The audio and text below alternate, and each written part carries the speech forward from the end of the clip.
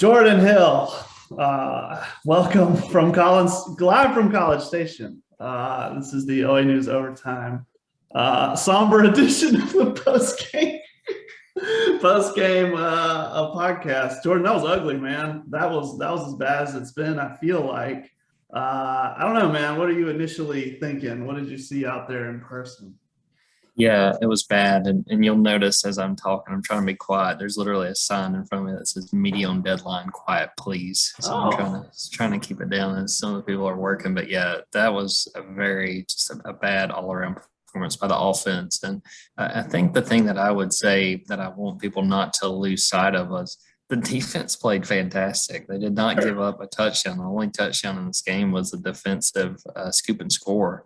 Sure. But offense just never got even close to figuring things out. There were a few plays where you thought that's the spark, and I know at one point Bo hit Luke Deal. I think he had another play where he hit John Samuel Shanker for a big gain, but it never happened. And Bo couldn't move the ball running the ball. I think he wound up with like -11 rushing yards. And, obviously that's a product of sacks and some of that stuff. Had that fumble that was really costly. That was the lowest offensive output from Auburn since the 2012 Iron Bowl when they were shut out. So that's going. I did not know that, Jordan. Yeah, I went and did the research, and that's in the story in the game story. Yardage wise, I think that was the fewest yards since that 2020 Georgia game. I think that was 27-6. So just an all around really poor showing from the offense. 2012 Iron Bowl, bro. Yeah, and that's from a scoring standpoint. You can get, there's other offensive games they've had where, the point total looked a little bit better by the end because you got, late scores and things like that. Yeah, it was just a very poor showing. What did you sort of see just from the TV side? Obviously just watching the CBS broadcast. Besides every commercial that you proceeded to live tweet throughout the game. Well, I couldn't live tweet the game because there were all those commercials. So we had to live tweet about the 0% APR at your local Ram dealer for the next 72 months. I mean, that's big. I think we underrated that Texas A&M defense a little bit. They came in fourth in scoring in the country. And I think I at least certainly overlooked that a little bit because I really wanted to pick Texas A&M this week, and I picked Auburn just because I thought the quarterback situation was too bad for Texas A&M. But man, if I had known, exactly what this defense was, man, that's tough. And and I mean, I don't know. Then I went back to my column that I wrote, and it went back to Tiger Talk when Harsin was saying football will humble you. I'm like, well, here you go. And in the column, I'm like, no, this isn't a quote from after the game. This is from before the game, because there was a lot of talk this week about, Auburn fans were riding high. It was all about going to the Iron Bowl, and it's a college football playoff Sweet 16, and you're gonna beat Alabama and then go to that championship game and then maybe go to the playoff. And turns out all of that was a little premature, a lot premature maybe, because if this team plays this way against Alabama, they got no shot. Sorry, they're gonna have to play a lot better than they played today. Even as we compliment A&M. Auburn just looked lost out there at times. But the point of my column was like, here's what I said. And like, I'm not going to gloat or anything about, because like I told you so or anything like that, because I get it. It sucks because everyone gets humbled like this. Everyone except two schools right now. And it's Alabama and Georgia. It happens to be Auburn's two biggest rivals who happen to have these anomalous, dynasties going that are out of the ordinary. They are extraordinary. And so I get it. I get why Auburn fans wanted to go for wanted to look ahead. I get why, the humble pie really, you hate tasting it because your two biggest rivals don't ever. And now, if they get humbled, it doesn't last long. Just like Alabama, who lost to Texas A&M, and they're still in the playoff, top four. So yeah, I don't know. That's just me looking at it big picture. These are going to happen. These, kind of humble games, and it happened for Auburn today. A little bit of humble pie. That's just that's how it seemed to me. A couple of points off of what you're just saying. One, Georgia has been humbled a few times lately, but it's by that other team that you were just talking about. It's usually Alabama that's doing the humbling. Auburn fans aren't celebrating that. Yeah, no, not at all. I've been in Durando making faces at me while I try to podcast. I think he must have forgot that Halloween was a few days ago from the way he's looking at me. Just a lack of focus. Yeah, he said there's a lack of focus, which is kind of the name of the game today. Two other things on the Texas A&M defense. I think you made a great point. They played great. Mike Elko, has a really good reputation. I think you saw why today. I mean, there was just no semblance of any kind of rhythm. The big thing to me, which I wrote about in the notebook that everybody can read, Auburn, when it got in those third downs, man, they were all third and medium, third and long. I mean, that first half, every third down except for one, was at least 3rd and 7. Right. I mean, that's just not a winning formula. No matter no matter if you're at home, but if you're on the road playing a team of Texas A&M's caliber, that's just not going to end the way you want it to. And to credit Auburn, they converted a few of those. I know that Sean Shivers' throw went for 10, and I think that might have been 3rd and 9. There was a few of those they were wound up getting, but you just know, basic numbers. You're not going to be able to continue that, getting stuck in those 3rd and longs. And that kind of adds to me to what, is so hard from the Auburn defensive side is Texas A&M was equally bad on 3rd down. I think they finished 3 of 13. They had their moments, and Calzada made plays. And Calzada, man, gutted this thing out. When he left, I was like, he's not coming back. I mean, his shoulder had popped out. They were working on him on the sideline. I was like, this might be a whole new game. And credit to him, he came back in there and did enough to leave Auburn, with the bad taste of a 20-3 loss. Sure. Well, I tell you, I was a tougher grader on the Auburn defense than you were. Part of that because of Calzada and how I thought he was at a disadvantaged position, still played as well as he did. I just me watching the bend but don't break. I get it, but it doesn't really help. It's not all that great all of a sudden when they're driving into your territory every single drive, controlling the pace of the game and dictating it. I would have wanted a few more now. So I know I'm different. I probably graded them a little too hard, but I gave them a C+ because I just thought, and obviously no touchdowns is great, but I couldn't give them a B just because, every time I looked up, they were gashing their way into Auburn territory. And I didn't think, I thought they should have made the quarterback troubles should have cost A&M more than it did. You're already at I don't know. You're already the quarterback down coming into the game, and now this guy's your backup, and he's, you should have been able to shut down Spiller, make him beat you, and they didn't do that. Spiller helped a lot, and they couldn't make that happen. So I don't know. That's just another random thought. You could go any which way with this. Otherwise, just because it's bad. This is a bad day. Bad day for Auburn football. Bad day for Brian Harsin.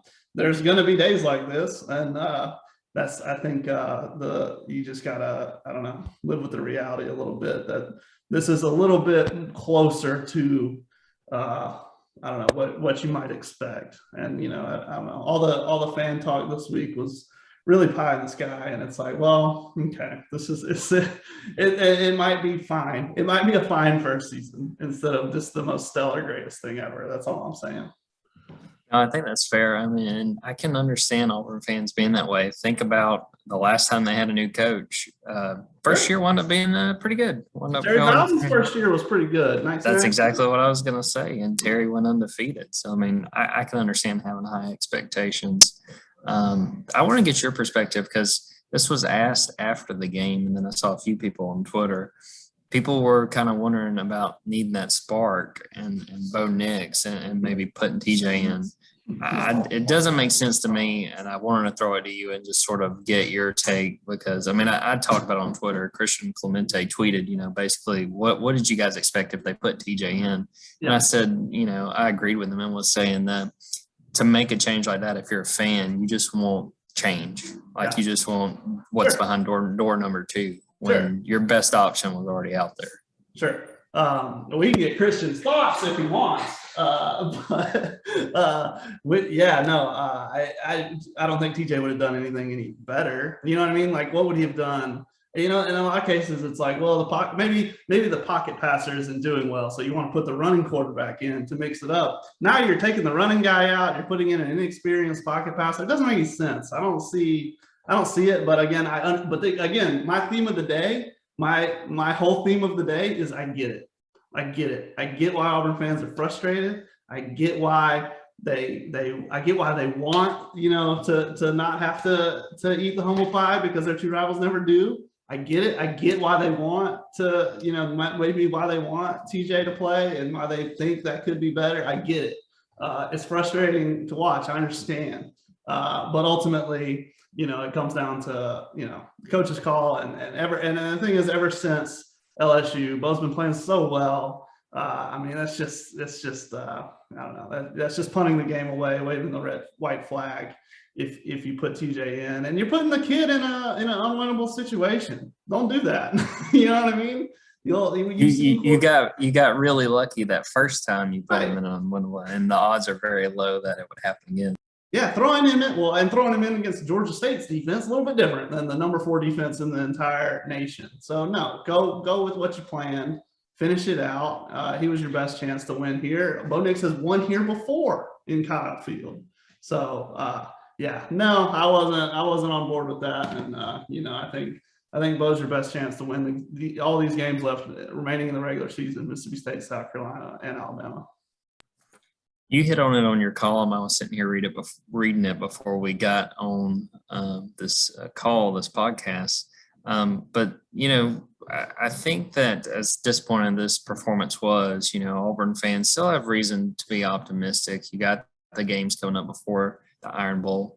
I mean, you know, it's not crazy to think that Ole Miss could, you know, beat this A&M team because it's in Oxford. Shout out Christian Clemente back there. Christian, you want to share your thoughts on the TJ thing we were just talking about? Yeah, I mean, for me personally, what does TJ Finley add to this game? Like, how does he impact this game in order to give Auburn a better chance to win? I don't think there's anything he can do. But I mean, I just don't think it obviously was not Bo's best game. I'm doing my report card right now. I'm giving the quarterback a D-. I would have given it an F, but I think the offensive line and the receivers didn't help. But what does TJ Finley add to this game? I think TJ Finley honestly might be worse for Auburn because of how bad the offensive line was. So, Jordan, I think the way you put it was best. The people that are calling for TJ, they just want change, and I don't think they want change in the right spot. Bennett, did you do a report card too? Didn't you do a report card? I do, but it's more broad. Instead of position groups, it's offense, defense, special teams. So, but the offense was the first F that I've given this year. So. Oh my gosh, a failing grade. I gave the offense an F too, and I gave coaching an F. Sorry. I shouldn't reveal that premium content on here, but that's just a little taste of what the grades you guys can go check out at the Montgomery Advertiser. Paywall. Bennett, I don't know. You got anything about should they have benched Bo? None of us think so. I mean, it sounds like Jordan sort of nailed it. I mean, no one helped each other in this game on offense. To me, it all starts up front. I mean, Auburn just got completely destroyed at the line of scrimmage. And I mean, if the offensive line isn't doing it for the run or the pass, I mean, what is Bo Nix supposed to do? What's TJ Finley? Is he going to be more mobile than Bo? And escaping in some of those plays? Of course he is. We've seen what Bo can do. That's all I have to say about that. And I mean, you talked about the offensive line was really bad. The receivers were pretty bad too. They were not getting any separation. They had some drops. I was astounded looking at Stat Broadcast right now that the best receiver was Shedrick Jackson with 2 catches for 8 yards. Yeah, that's a problem. What do you mean that was the best?